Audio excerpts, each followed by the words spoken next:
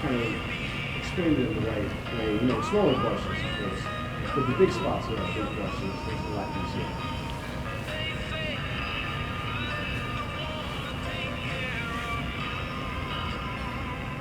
In the beginning was cartoon characters, comic books, Ninja Turtles, Looney Tunes. I always found it fascinating how you can create all of these images out of your imagination just based on shapes. Kind of expanded in the way, smaller brushes, of course. Jack Kirby, his work from the Marvel comic books, I loved his stuff a lot. Later on was Salvador Dali was such a big influence with surrealism that kind of took my art in a completely different direction, where it was just about the imagination and kind of, morphing these shapes together. In the beginning was trying to explore my imagination to see what makes sense with my work, because in the beginning it wasn't making any sense. It was just a bunch of just surreal shapes and creatures of some sort. I just needed like a foundation to put it together. I was doing a dual major of illustration and animation when I went to Parsons, but towards my junior year, I dropped out of animation completely and went to illustration because I felt like my drawing skills had to be a lot stronger. The murals started happening in 2012 when I hit 30 years old. Another artist friend of mine named Rick Price asked me to collaborate with him on a mural for a restaurant called Tito Santana's opening up. And the theme was Day of the Dead. So we collaborated from the actual sketch drawing to the final, where it was approved, to the actual mural. From there, doors just started opening up for me.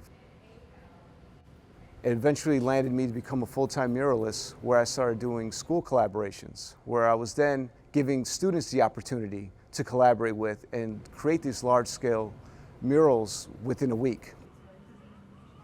So the whole process for most murals and school murals is narrowing down the theme, collaborating with the teachers or the PTO or the art teacher or whoever has the idea that how they want their mural to be represented. And it's my job to create an illustration based off of that.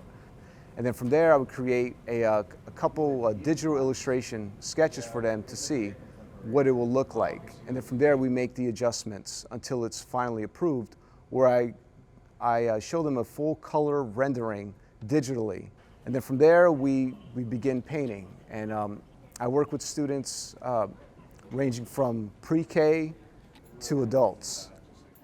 We usually start from the background and then slowly build to the foreground. And then towards the end of the day, for most of the days, I add the final touch-ups and detailing to kind of put the whole mural together. The highlighting and detailing is my favorite part in the murals. So when most of the shapes are filled in by the students, I would then go in and start outlining, making certain lines thicker than others, adding highlights and gradients to certain shapes to make it really pop out, to give the whole mural some volume and some life to it. So they can see how it starts from one flat drawing. It's mainly just an outline in the beginning. And then once we add the colors and all the depth to it, you see it slowly come to life. Encouragement is the most important part of this program. I tell them that a lot of it is leaving your mark, having ownership of this. Instead of me coming in and doing all of it, I'm just a stranger in your school. You've been here for 3 or 4 years, and now you're leaving your legacy, so you can walk by and say, I helped put that mural together. I was part of it. With this mural, it was an interesting process because I was working with the high school students here at Beacon High School, and I gave them the freedom to just draw whatever they want. What they gave me was a lot of abstract shapes, some animals, but mainly a lot of shapes and colors. When they gave me all individual drawings, I then took their drawings, put them all together in this composition scale of this wall, and then started piecing them together. And to me, it started looking like an underwater outer space scene. They didn't want something so like you get it right away. They wanted to be more mysterious, so it looks different every time someone looks at it. The one in the main entrance is more of like a welcoming mural. of encouragement, of showing the diversity of the students, where we added the RMS in the center as soon as you walk in, Roundabout Middle School, and then using actual silhouettes of the students, with the theme was, don't give up, don't ever give up. The mural in Sargent was a 2-year process, total of 140 feet. The first half was done 2 years ago with the 5th graders, where we illustrated character traits, very similar to what we did the year after.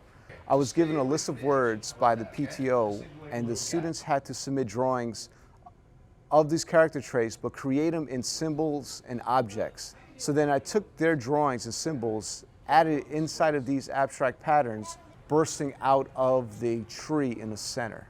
So it's like a whole universe happening, stemming off the center of the tree. So you can go from one end to the other, getting all these words of encouragement from the cafeteria all the way to the gymnasium.